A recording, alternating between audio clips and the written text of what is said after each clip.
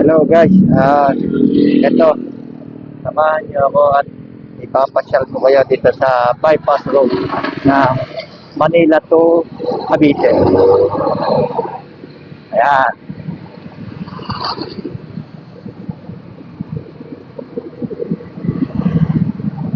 Bale yan, ayan, PTEX yan.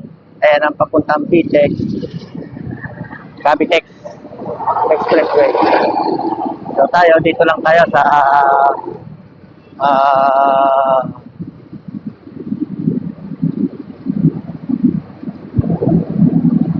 public road. Ayan. So bali, dadaan tayo ng Paranaque, Bulungan.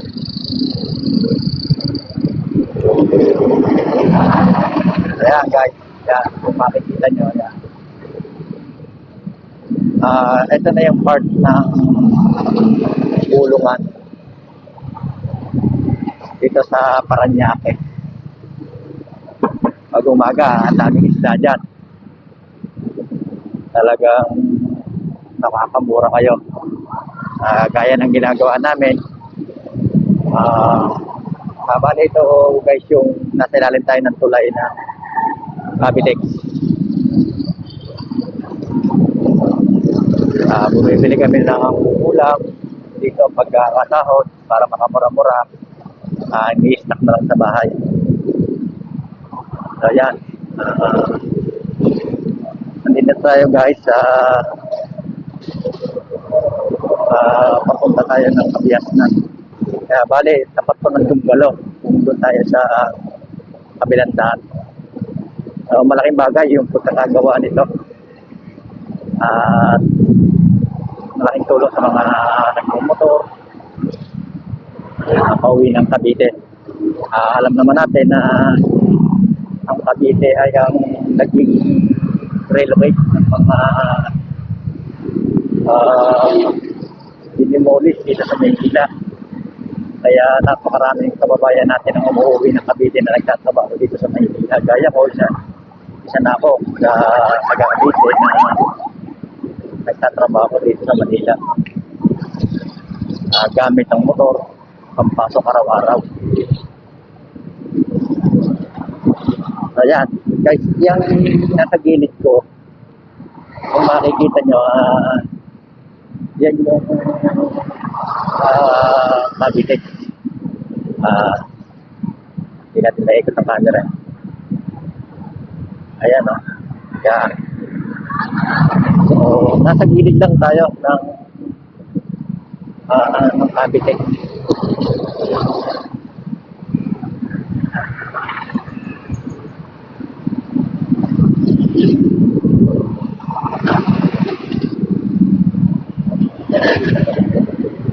Haba-habang takbuhan, araw-araw, ganito yung ating sitwasyon.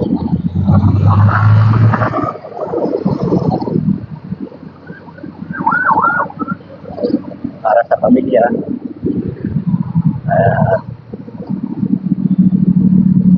natugunan natin ang ating mga pangangailangan.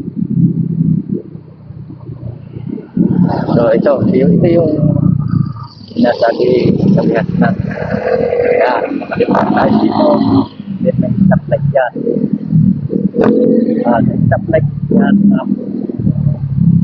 Guys, ingat-ingat kayo pagka papunta kayo dito. May manuhuli yan na sir, wear big.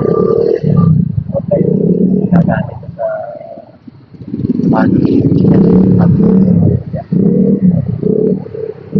So ngayon, weekend, yan. Marami.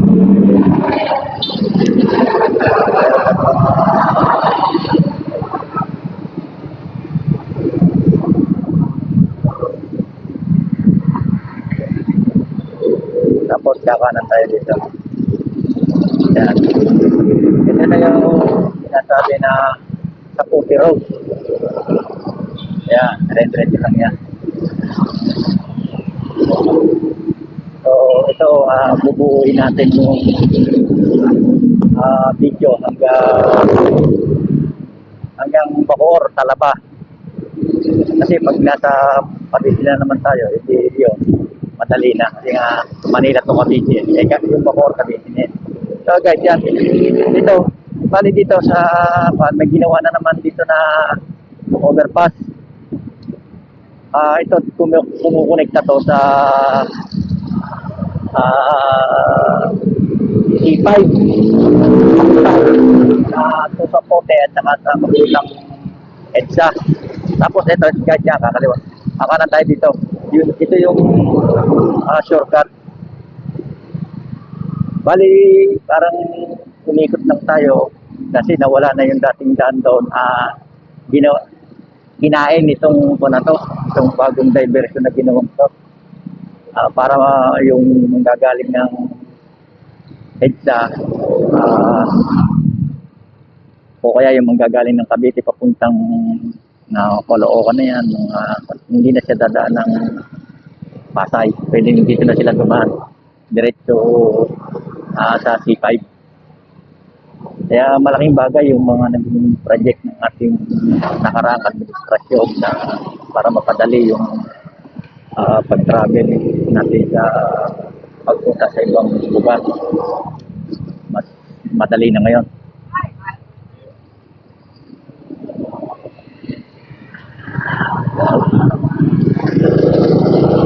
Ayan. Dire-diretso lang to, guys. Tapos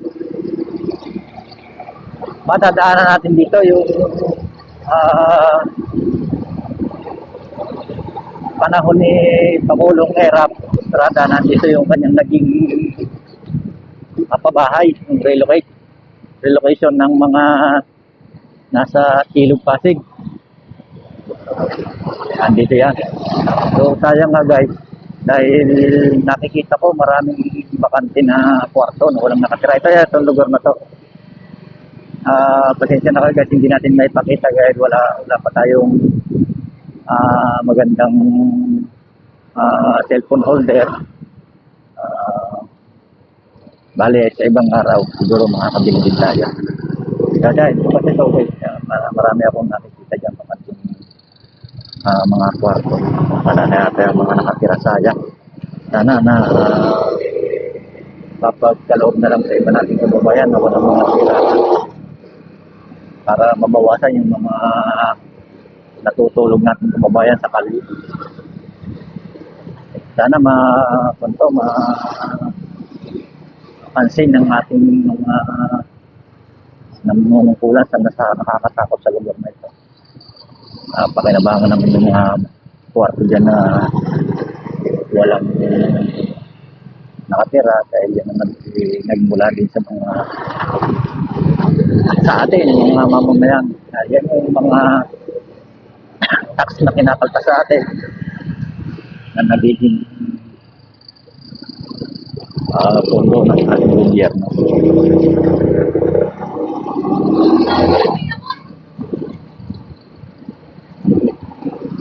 Ayan guys, kita na uli natin yung Cavite. Ayan, basta guys, dire-diretso lang naman ito. Napakadali. So, nung nagbibiyahe ako mula sa bahay, kukonsumo ako ng mga 1.5 hours yung biyahe. Mga isang oras din kasi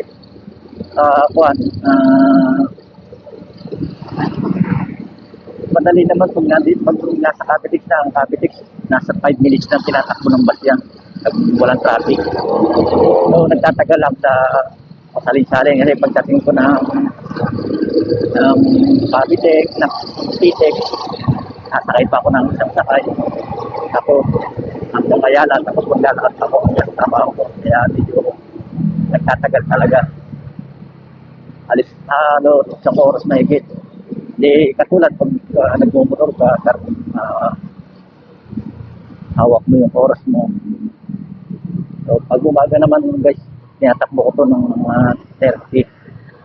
30 minutes hanggang 40 minutes. Ano yung kasarapan nila. Hindi mabagal. So, bigla sabi, actual coffee. Yan, ito, mapapansin nyo yan. Ito, power plant to. Metal po. Sasabi na to. So, tapos, malapit na tayo sa Sapote.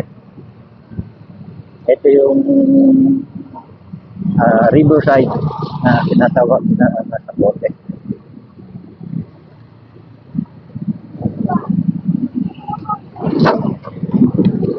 Ayan. Ganda yan. Tapos, kung makapansin nyo yan guys, yan, yung unahan natin na yan. Yan sa unahan natin yan, Pabitix na uli yan.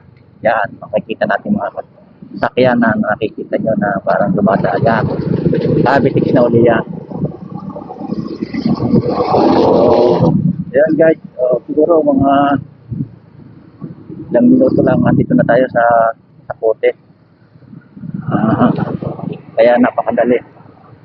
Kumpara mo dun sa talagang highway na last hour pa naman ngayon, talagang matatraffic tayo. So bali dito na lang tayo matatraffic pagdating natin na Sapote, dito sa may diversion din dito. Medyo traffic din dito. Papuntang Bacoor. Yan. Ito guys, may ilog na sa ito yung Sapote River. Naalala ko nung yung bagyong Julina. Dito kami na-stranded ng business ko. Bali, alas 10 pa lang, andito na kami sa tulay na to. Hindi kami makalampas dahil ang tubig dito sa may Sapote hanggang dibdib ng tao. Doon. Napakalaking baka ang nangyari na. Yan. Napakalaking tulong ito sa akin po. Dati, hindi pa ako nag-umpto. Bibiyahe ako nag-commute. Makauwi lang ng maaga, Sunday. Siyempre, tayong mga magulang. Pagkakalabas sa trabaho, kami makauwi ng bahay, makakasama ang mga anak. Siyempre, makapagpahinga din kahit sa trabaho. Bali lang ngayon nga na simula na nag-pandemic, hindi ang hirap. Lalong nagmahirap sa pagbibiyahe kasi nga, di ba, once in a month, may capacity lang yung nakakasakay. Kaya, hindi nagtatagal tayo, nag-decide tayo na bumili na lang motor at awa ng Diyos sa mga natin. Kahit sa paano, di ba? Kaya, sa palibot ng gilid lang ng ilog yan hanggang sa makarating tayo ng Sapote.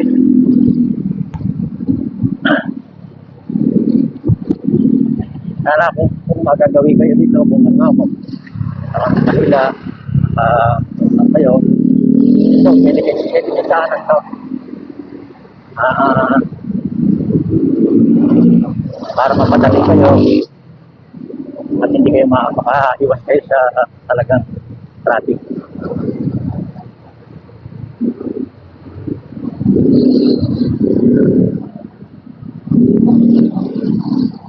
Yan. So, pasensya na kayo guys na nakabili tayo ng maganda-gandang cellphone holder na pwede natin galawin habang nagbibiyahe. Yan. Naipapakita ko na sa inyo yung dinadaanan para mas matanda nyo kung paano magbiyahe. Tapos ito, kakaliwa tayo, kakanan naman tayo dito. Ito, traffic, ginagawa yung drainage system. Yan, traffic dito.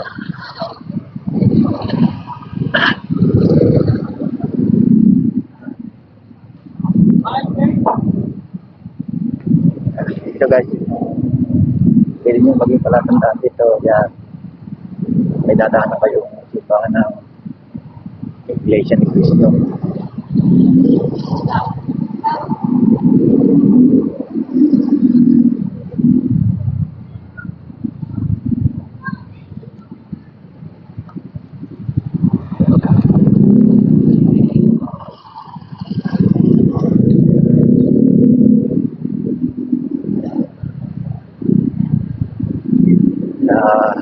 pwede na tayong mag-apply sa company. Meron na tayo cellphone na magagamit. Bibiyahe tayo. Pwede natin video, vlog.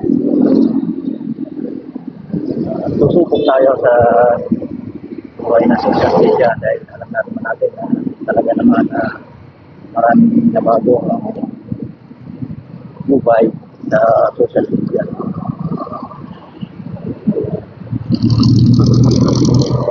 Saan man tayo patungo, napagpatuloy lang natin. Ang sabi nga ay ano man ang mangyayari sa iyo sa buhay, lahat ay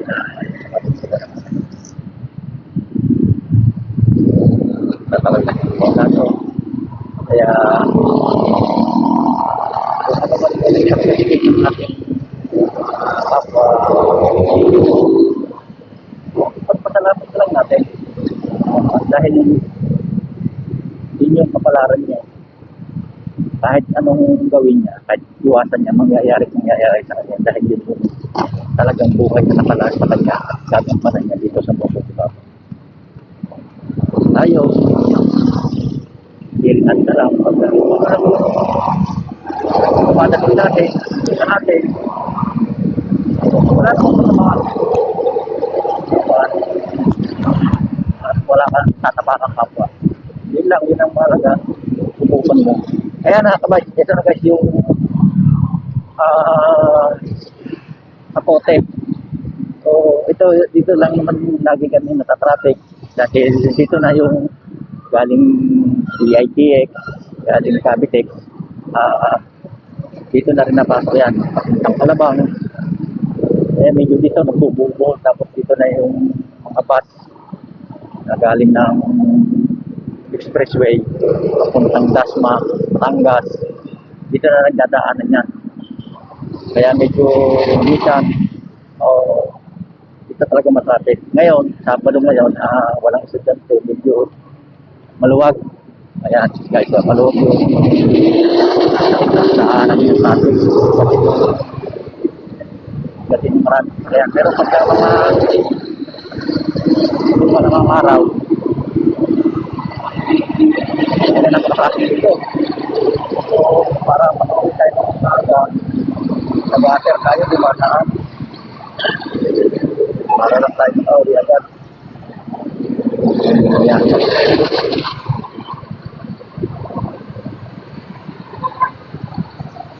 Yan, yung bus na yan, guys. Biyahing das na yan. Dito na rin dumadaan. Kaya medyo talagang dito na sa traffic dito.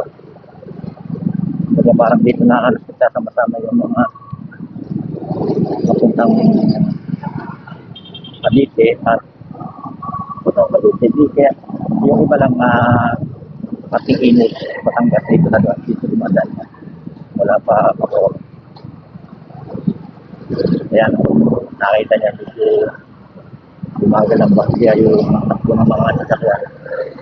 May stoplight dyan doon. May stoplight dyan sa harap. Kaya medyo umagal yung takbo natin.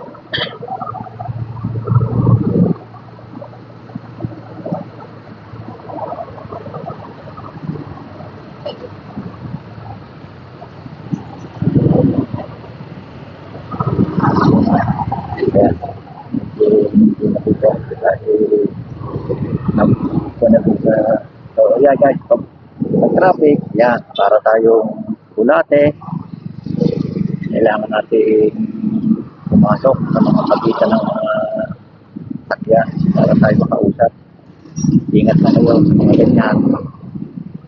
Bigla tumalabas sa mga pagitan ng sakyan. Ingat lang tayo sa dito.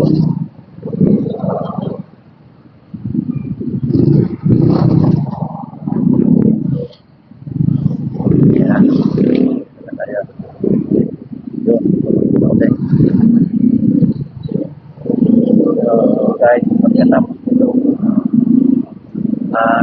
Paglapas natin ng stoplight, yung upo na to at nakikita naman to. Bacoor, Talaba. Ang labas doon ay Awig.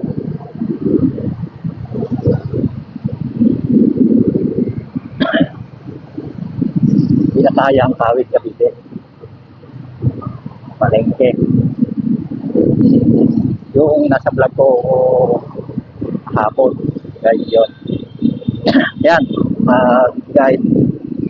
Basta naman ni Cavite na Talaba. Madali na to. Basta yun, yun lang. Abangan nyo ulit sa susunod. Kung sakali makapit tayo ng magandang pakikita ko sa inyo yung puntaan na para naiikot yung camera. Maraming salamat guys. Hanggang sa ulit. Dito tayo sa Talaba.